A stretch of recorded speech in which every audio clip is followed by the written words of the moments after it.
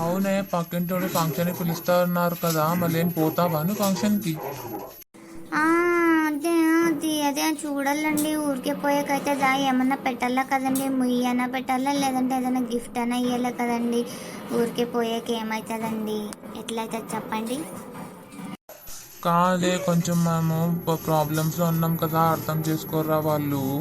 ఆ, ఇంకొకసారి ఎప్పుడైనా డబ్బులు ఉన్నప్పుడు పెడతాంలే, ఇప్పుడు పోకుంటే బాగోదు కదా. పిలిచినారు కదా, అందుకే అట్లా అనిపిస్తుంది నాకేమో.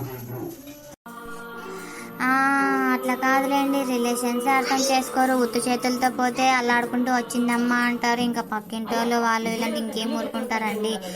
ఏదైనా కొంచెం గిఫ్ట్ ఉంటే బాగుంటుందని నాకు అట్లా పోలేనండి, నేనైతే పోలేను. ఉండయ్య, అది కూడా కరెక్టేలే. ఎంత పక్కింటోళ్ళైనా రిలేషన్స్ అయినా మన ప్రాబ్లమ్స్ ఎలా అర్థం చేసుకుంటారు? రిలేషన్స్ అయితేనే అస్సలకి అర్థం చేసుకోరు, ఎత్తి పొడుస్తారు. ఇంకా వీళ్ళు ఎట్లా అర్థం చేసుకుంటారు? సరేలే, ఏదో పోతావేమో అని అనుకుంటే ఉన్నిలే.